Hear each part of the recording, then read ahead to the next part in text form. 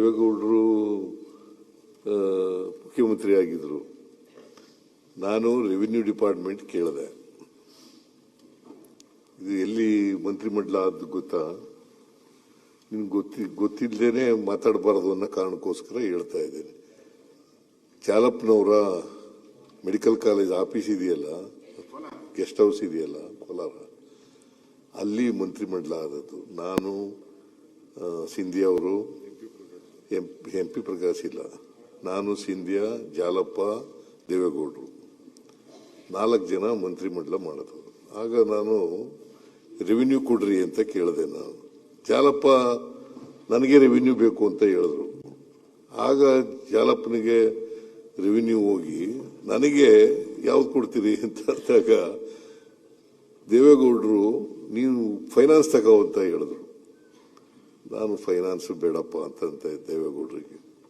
ಆಗ ದೇವೇಗೌಡರು ಇಲ್ಲ ನಮಗೆ ನಂಬಿಕಸ್ಬೇಕು, ಅದಕ್ಕೋಸ್ಕರವಾಗಿ ರೆವಿನ್ಯೂ ನೀನೇ ಫೈನಾನ್ಸ್ ತಗೋಬೇಕು ಅಂತ ಹೇಳಿದ್ರು. ನನಗೆ ಅರ್ಥಶಾಸ್ತ್ರಜ್ಞ ಗೊತ್ತೂ ಇಲ್ಲ, ಮತ್ತೆ ಎಕನಾಮಿಕ್ಸ್ ಓದಿಲ್ಲ, ನಾನು ಎಂಥದ್ದು ಇಲ್ಲ, ಬೇಡ ಅಂತಂದೆ. ಆಗ ದೇವೇಗೌಡರು ಬಲಾತ್ಕಾರ ಮಾಡಿ ನನಗೆ ಕೊಟ್ಟದು. ದೇವೇಗೌಡರು ಮುಖ್ಯಮಂತ್ರಿ ಆಗಿದ್ರು. ನಾನು ರೆವಿನ್ಯೂ ಡಿಪಾರ್ಟ್ಮೆಂಟ್ ಕೇಳಿದೆ, ಇದು ಎಲ್ಲಿ ಮಂತ್ರಿಮಂಡಲ ಆದ ಗೊತ್ತಾ? ನಿಮ್ಗೆ ಗೊತ್ತಿಲ್ಲದೇನೆ ಮಾತಾಡಬಾರದು ಅನ್ನೋ ಕಾರಣಕ್ಕೋಸ್ಕರ ಹೇಳ್ತಾ ಇದ್ದೇನೆ.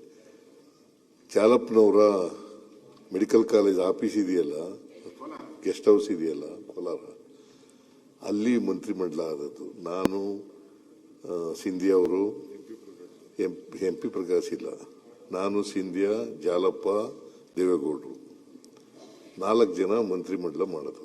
ಆಗ ನಾನು ರೆವಿನ್ಯೂ ಕೊಡ್ರಿ ಅಂತ ಕೇಳಿದೆ. ನಾನು ಜಾಲಪ್ಪ ನನಗೆ ರೆವಿನ್ಯೂ ಬೇಕು ಅಂತ ಹೇಳಿದ್ರು. ಆಗ ಜಾಲಪ್ಪನಿಗೆ ರೆವಿನ್ಯೂ ಹೋಗಿ ನನಗೆ ಯಾವ್ದು ಕೊಡ್ತೀರಿ ಅಂತ ಅಂದಾಗ ದೇವೇಗೌಡರು ನೀವು ಫೈನಾನ್ಸ್ ತಗೋ ಅಂತ ಹೇಳಿದ್ರು.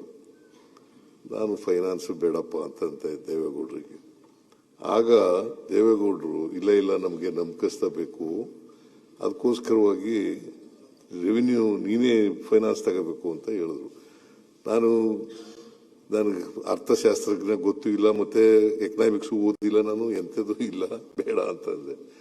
ಆಗ ದೇವೇಗೌಡರು ಬಲಾತ್ಕಾರ ಮಾಡಿ ನನಗೆ ಕೊಟ್ಟದು.